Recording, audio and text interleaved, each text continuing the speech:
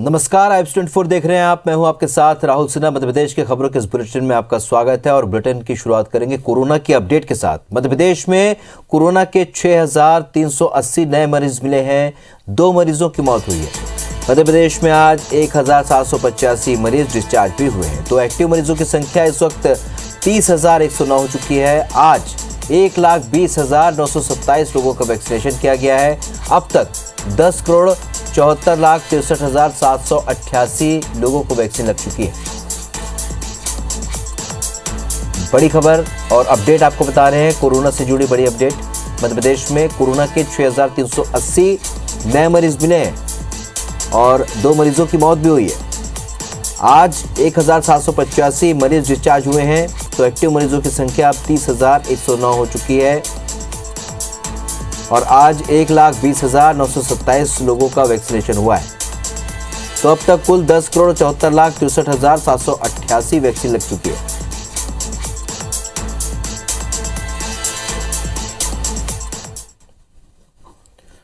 भोपाल में बीजेपी दफ्तर में अहम बैठक हुई, जिसमें सीएम शिवराज, प्रदेश अध्यक्ष वी डी शर्मा, प्रभारी पी मुरलीधर राव और राष्ट्रीय सह संगठन मंत्री शिव प्रकाश मौजूद रहे।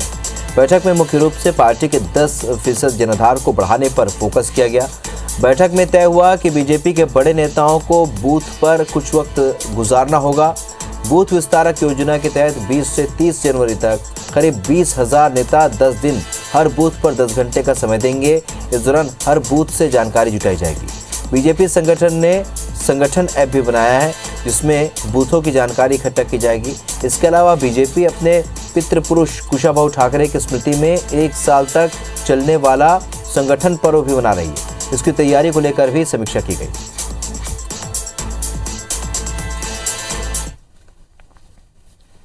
दतिया में अपने 3 दिन के दौरे के आखिरी दिन गृह मंत्री नरोत्तम मिश्रा ने अपने निवास पर आम लोगों की समस्याएं सुनी। गृह मंत्री बड़ौनी भी पहुंचे, जहां उन्होंने कबीरपंथी साधुओं का सम्मान किया। गृह मंत्री ने बड़ौनी कला गांव में 131 लाख रुपए की लागत से बने प्राथमिक स्वास्थ्य केंद्र का लोकार्पण भी किया।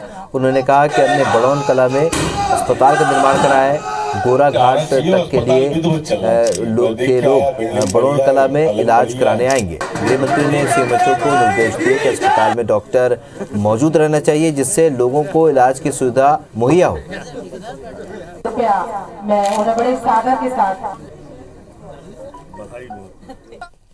अस्पताल की कितनी जरूरत है, कोविड जिसको हुआ है वो जानता है। डॉक्टर की कितनी जरूरत है और डॉक्टर का क्या स्वरूप है, ये आपका दिल जानता होगा, जिसको कोविड हुआ होगा। कि तीसरी दौर से हम गुजर रहे हैं। तीसरी दौर ज्यादा घातक साबित नहीं हो रही। इंदौर के क्षिप्रा थाना इलाके में छत्तीसगढ़ की रहने वाली युवती के साथ गैंगरेप का एक मामला सामने आया है। आरोप है कि यहां के बिल्डर और उसके दोस्तों ने युवती को 1.5 महीने तक फार्म हाउस पर बंधक बनाकर उसके साथ दुष्कर्म किया। साथ ही आरोपियों ने युवती को प्रताड़ित कर उसे सिगरेट से भी जलाया। युवती के मुताबिक फार्म हाउस का मालिक राजेश विश्वकर्मा उससे शादी का वादा कर उसे फार्म हाउस पर रखा हुआ था। फार्म हाउस पर उसके दोस्त अंकेश बघेल, विवेक विश्वकर्मा और विपिन भदौरिया भी आते जाते थे। जिसके बाद आरोपियों ने उसके साथ रेप किया और उसे धमकी देकर छत्तीसगढ़ छोड़ा। युवती ने इंदौर पहुंचकर आरोपियों की शिकायत की, जिसके बाद पुलिस ने 2 आरोपियों को गिरफ्तार किया है। वहीं 2 अन्य आरोपियों को हिरासत में लिया गया है। मामले में छत्तीसगढ़ के बेमेतरा से भी एक आरोपी को गिरफ्तार किया गया है। पुलिस के मुताबिक आरोपी पीड़िता की हत्या के लिए पहुंचा था।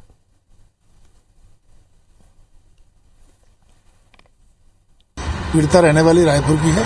रिपोर्ट दर्ज कराई थी अनावेदकों के खिलाफ कि 4 लोग हैं उसमें, कि मेरे साथ शादी का झांसा देकर मेरे साथ रेप किया। तो हम लोगों ने 4 आरोपियों के विरुद्ध मुकदमा दर्ज किया। 2 आरोपी तत्काल गिरफ्तार कर लिए गए। 2 आरोपियों के लिए टीम गई है। और आज उसके परिवारजन आए कि 2-3 लोग हमें मारने के लिए ऐसे घूम रहे हैं।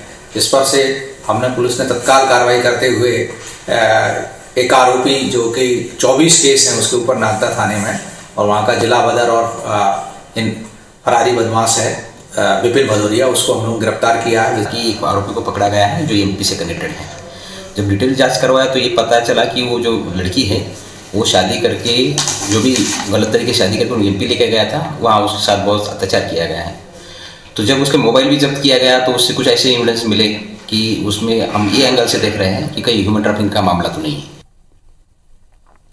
इंदौर के मेदांता अस्पताल में चौथी मंजिल पर आईसीयू वार्ड में अचानक आग लग गई और आग लगने की वजह से अस्पताल में अफरा तफरी मच गई थी।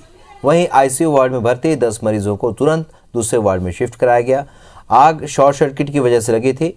शुरुआत में बिजली के बोर्ड में अचानक धुआं निकलने लगा और आग ज़्यादा फैलती उसके पहले ही आग पर काबू पा लिया गया। हालांकि मरीजों और परिजनों को काफ़ी दिक्कतों का सामना करना पड़ा। राहत की बात यह रही कि आग लगने के तुरंत बाद ही अस्पताल में लगे फायर एक्सटिंग्विश की मदद से आग पर काबू पा लिया गया। वहीं आईसीयू वार्ड में इस तरह के आग लगने के बाद अस्पताल की सुरक्षा पर भी सवाल उठने लगे हैं।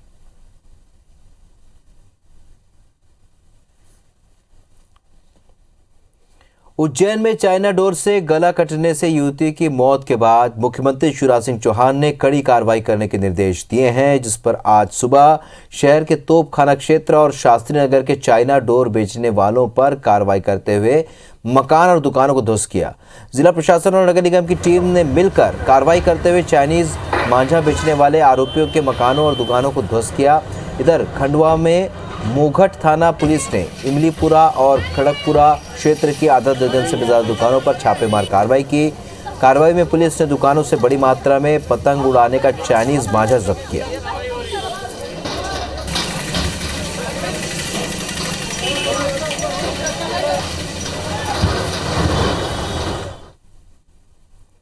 उज्जैन में चाइनीज मांझे से युवती का गला कटने की घटना के बाद पन्ना में भी एक ऐसा ही मामला सामने आया, जहां साइकिल से जा रहे युवक की गर्दन में चाइनीज मांझा फंस जाने से युवक गंभीर रूप से घायल हो गया।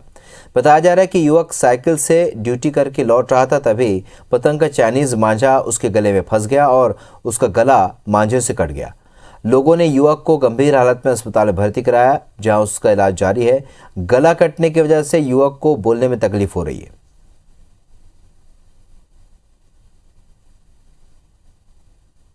मैं वहाँ रही थी, पतंग कट के गिरी, उसकी धागा गले में फंस गई। बीएसएनएल टावर में ड्यूटी करती, वहाँ से लौट रही थी, चाइना की धागा से गर्दन में फंस के कट गई। 4-5 टाँके लगी हैं। सतना के अमरपाटन थाना क्षेत्र के इटमा नदी के पास एक ट्रक ऑटो के ऊपर पलट गया, जिससे ऑटो चालक समेत 4 लोगों की मौके पर ही मौत हो गई। वहीं एक व्यक्ति गंभीर रूप से घायल हो गया, उसे पास के अस्पताल में भर्ती कराया गया। बताया जाता है कि ट्रक में धान लोड था। यह ट्रक अमरपाटन से सतना की ओर जा रहा था और इस दौरान जब ट्रक इटमा नदी के पास पहुंचा तो ऑटो ट्रक के बगल से गुजर रहा था और तभी ट्रक ड्राइवर ने ओवरटेक करने की कोशिश की और ट्रक पलट गया। ऑटो में 2 महिलाएं, एक बच्चा और एक युवक बैठे थे। पुलिस मौके पर पहुंचकर शवों को बाहर निकलवाया और एक घायल जिसका पैर कट गया है उसे अस्पताल भेजा गया।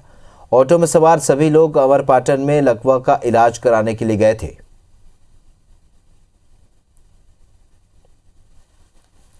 एक धान से लदा हुआ ट्रक है जो एक ऑटो के ऊपर पलट गया है, जिसमें ऑटो के अंदर दब जाने से 3 लेडीज और एक जेंट्स की मौत हो गई है। एक घायल है जिसको हॉस्पिटल पहुंचाया गया है। यहाँ रेस्क्यू के लिए हम लोग आए हुए थे। ये इलाज के लिए आए थे, कहीं पर इलाज के लिए आए थे सतना, और उसके बाद वापस जा रहे थे तभी ऑटो के ऊपर ट्रक पलट गया है।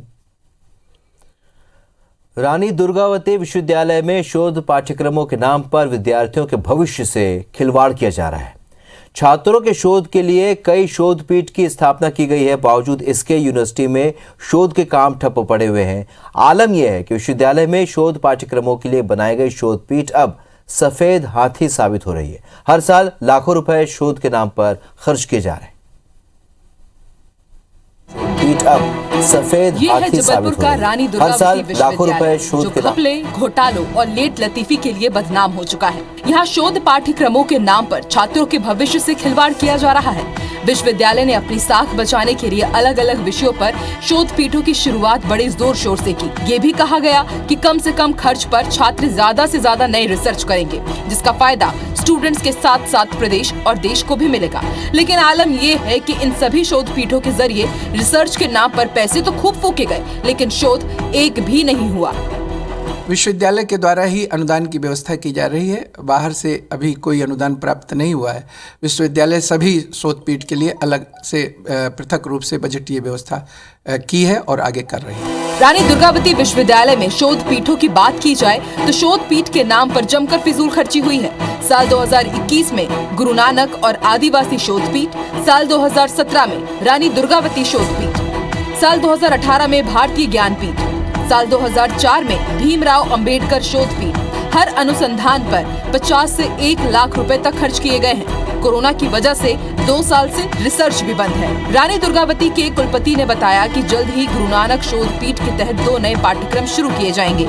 इसमें पंजाबी भाषा के लिए पंजाबी साहित्य अकादमी के सहयोग से पाठ्यक्रम तैयार किए जाएंगे। भारतीय संस्कृत, भारत की विरासत के बारे में संपूर्ण जानकारी हो, इसके लिए भारतीय ज्ञान शोध पीठ, गुरु नानक शोध पीठ, आदिवासी शोध पीठ और कई शोध पीठों की रानी दुर्गावती शोध पीठ की स्थापना की गई है। इसका यही लक्ष्य है कि हमारा विद्यार्थी स्थानीय इतिहास के साथ साथ भारत के गौरवशाली इतिहास, परंपरा, संस्कृति और संस्कार से सुपरिचित हो।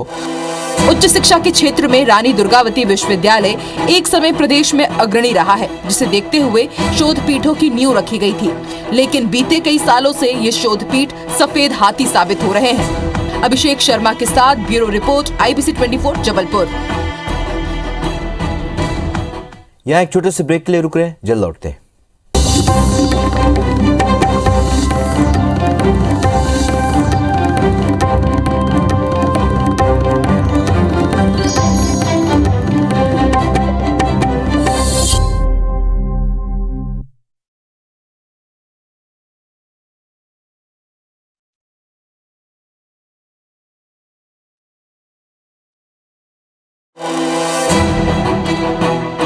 ये है जबलपुर का रानी दुर्गावती विश्वविद्यालय, जो घपले, घोटालों और लेट लतीफी के लिए बदनाम हो चुका है। यहाँ शोध पाठ्यक्रमों के नाम पर छात्रों के भविष्य से खिलवाड़ किया जा रहा है।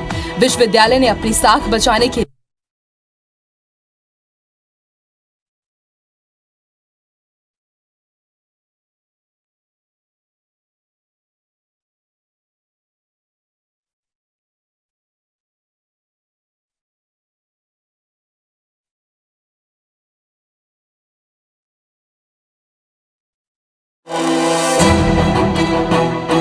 ये है जबलपुर का रानी दुर्गावती विश्वविद्यालय, जो घपले, ये उसमें 2 व्यू आए थे, 2 व्यू। शुरू की एक लाइन 2 व्यू आई थी, उसमें शायद एक व्यू जो था ना, उसकी आवाज़ लगी मेरे को, जो अविनाश की शायद, मेरी नहीं थी। एक बार ऊपर कंफर्म करवा लो ना।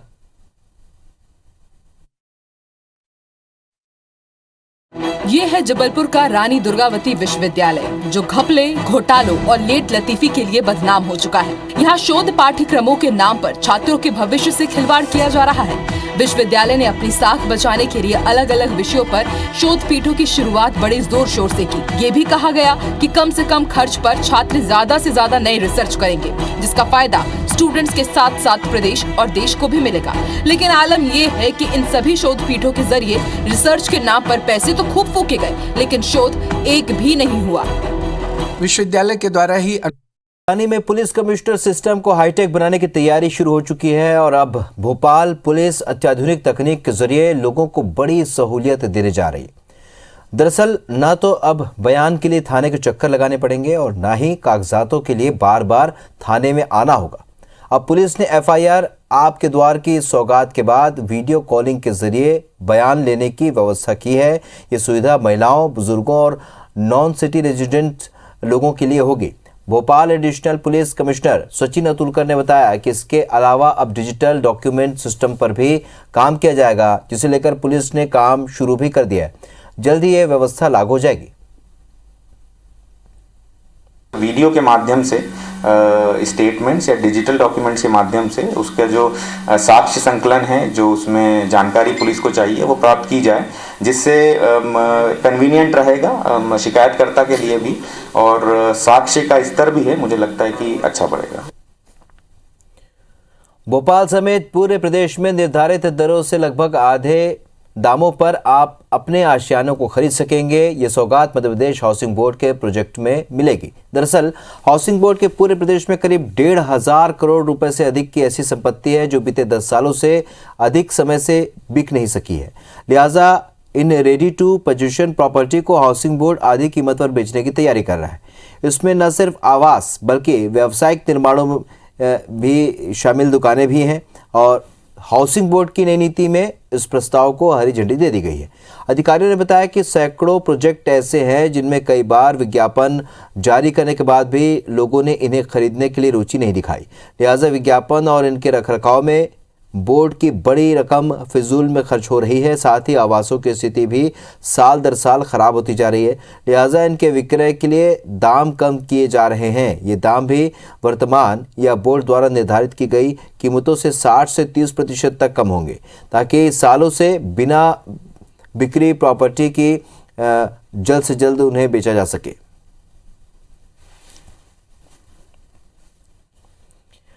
वन्य प्रेमियों को भोपाल वन विहार नेशनल पार्क प्रबंधन ने बड़ी सौगात दी है और नेचर ट्रेल की शुरुआत की है। दरअसल वन विहार प्रबंधन ने वन विहार में एक अलग से मार्ग बनाया है जिसे नेचर ट्रेल नाम दिया गया है। ये मार्ग मुख्य मार्ग से अलग है और वन विहार के उन अंदरूनी भाग से होकर गुजरता है जहां वन्य जीवों को नजदीक से देखा जा सकता है।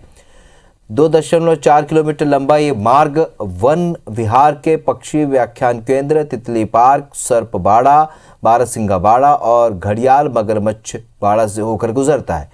इस मार्ग के जरिए घूमने का मैनेजमेंट ने 250 से 500 रुपए तक का किराया रखा है।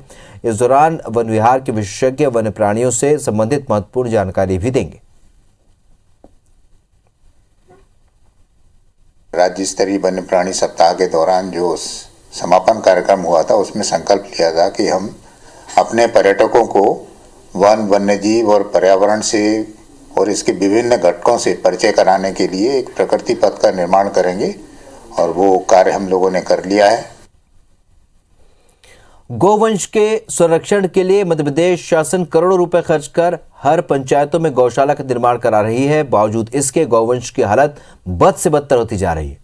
लेकिन सतना के लोहरौरा पंचायत के ग्रामीणों ने एक ऐसी मिसाल पेश की है जिसने यहाँ के गौशाला की तस्वीर बदल कर रख दी है। देखते हैं आत्मनिर्भरता से चलने वाली शासकीय गौशाला की एक खास रिपोर्ट।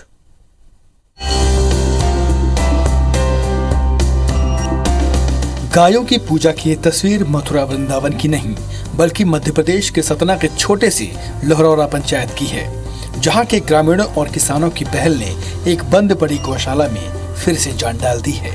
दरअसल सतना के उचेहरा में आने वाली लोहरौरा पंचायत में स्थित शासकीय गौशाला का निर्माण मुख्यमंत्री गौ सेवा योजना के तहत 1 साल पहले कराया गया था। गौशाला की मौजूदा तस्वीर पहले ऐसी नहीं थी। लगभग 1 साल पहले अनुदान और पैसों के अभाव में यहाँ के गौवंश दुर्दशा का शिकार हो गए थे। बजट के अभाव की वजह से यहाँ गौवंश भूख से तड़प कर मरने लगे और कुछ दिनों में ही गौशाला का संचालन बंद कर दिया गया। अंदर ग्राम पंचायत लोहरौरा है, वहाँ की गौशाला है। पहले ये समूह के द्वारा ग्राम पंचायत सेक्रेटरी और समूह के द्वारा चलाई जाती थी। तो उसके बाद ये चलते चलते उस हाल में पहुंची कि इस गौशाला में एक भी गाय बची नहीं थी। कैसे क्या हो गया था? पहले कहते थे कि 100-150 के करीब थे, तो 40 जानवर बचे थे मरते मरते भूखों के कारण। तो आके सब लोगों ने जब देखा तो जो समूह के जिम्मेदार लोग थे उन्होंने सारी गांवों को यहाँ से बाहर कर दिया। गौशाला की दुर्दशा और गौवंश की बदतर हालत पर कुछ समाजसेवियों की नजर पड़ी, जिसके बाद उन्होंने प्रशासन की मदद से ग्रामीणों और किसानों को जागरूक किया। सभी के प्रयास से ग्रामीणों ने पूरे गांव में ऐसी अलख जगाई जिसने पूरी गौशाला का स्वरूप ही बदल कर रख दिया। ग्रामीणों ने खुद इस गौशाला के संरक्षण और संचालन का जिम्मा उठाया। बजट के लिए चंदा इकट्ठा किया गया और इस बजट का रोना रोके गौशाला बंद पड़ी थी। हम लोगों ने ग्रामीण स्तर पे सबसे चर्चा की, सरपंच सचिव से भी मिले कि भाई दिक्कत कहाँ है। तो उन्होंने बताया बजट की दिक्कत है। तो सब ग्रामीण जो किसान हैं उन्हीं के तो जानवर हैं, तो सबके एक अलग जगाई गई। इन सब से बैठक करके हम लोगों ने बात की और नतीजा ये निकला कि आज गौशाला संचालित हो रही है। यही ग्रामीण आगे आके गौशाला को संचालन में लग गए हैं। कोई 2 रुपए, कोई 5 रुपए, कोई भूसा का संकल्प, इस तरह करके महीने का महीने अपना ये कार्यक्रम को जारी रखेंगे। और फिर गांव वालों की कुछ पहल हुई और हमारे कुछ पत्रकार बंधु भी आए। उन्होंने कहा किसी तरह चलाइए। एसडीएम साहब मौजूद थे, तहसीलदार साहब थे, अपन 4-5 दिन से चालू कर दिए हैं। जन भागीदारी से हुए इस काम की बदौलत गौशाला की तस्वीर ही बदल गई और गौवंश की अच्छी तरह से देखभाल होने लगी। गौशाला में ग्रामीणों ने 2 कर्मचारियों की नियुक्ति भी की है। यहाँ रोजाना गायों की आरती भी की जाती है। तो गांव वालों के साथ कुछ जनप्रतिनिधि, कुछ हमारे मीडिया साथी, इन लोगों के साथ बैठ के एक चर्चा हुई कि क्यों ना इस गौशाला को गांव वाले एकत्रित होकर संचालन करें। इसके प्रयास किए जाएंगे। शासन को ये रिपोर्ट भेजी जाएगी कि गांव वाले को प्रयास से गौशाला चल रही है, इसमें और भी इनको अनुदान दिया जाए। ग्रामीणों की अनोखी पहल की लोग हर तरफ तारीफ कर रहे हैं। वहीं जिला प्रशासन भी इसे मॉडल के तौर पर लोगों के सामने प्रस्तुत करने की जुगत में लग गया है। अगर सभी पंचायतों में लोग इसी तरह जागरूक होकर आगे आएं, तो मध्य प्रदेश में आवारा गौवंश की समस्या खत्म होने में देर नहीं लगेगी। मृदुल पांडे, IBC 24, सतना। मध्य प्रदेश के बड़े बांधों में शुमार जबलपुर के बरगी बांध में अब एक और नई सौगात जुड़ गई है। अब पर्यटकों को ओरछा के साथ साथ जबलपुर में भी रिवर राफ्टिंग का लुत्फ उठाने का मौका मिलेगा। मध्य प्रदेश राज्य विकास निगम के अध्यक्ष विनोद घोटिया ने बरगी बांध में रिवर राफ्टिंग का शुभारंभ किया। इस मौके पर बरगी विधानसभा क्षेत्र के कांग्रेस के विधायक संजय यादव भी मौजूद रहे। बरगी बांध के पास ही पुल घाट से नदिया घाट तक रिवर राफ्टिंग शुरू की गई है। मध्य प्रदेश टूरिज्म की ओर से रिवर राफ्टिंग का संचालन किया जाएगा। करीब 3 किलोमीटर लंबी रिवर राफ्टिंग का मजा पर्यटकों को मिलेगा। वहीं शहर के आसपास के पर्यटन को जोड़कर एक टूरिस्ट सर्किट बनाया जाएगा।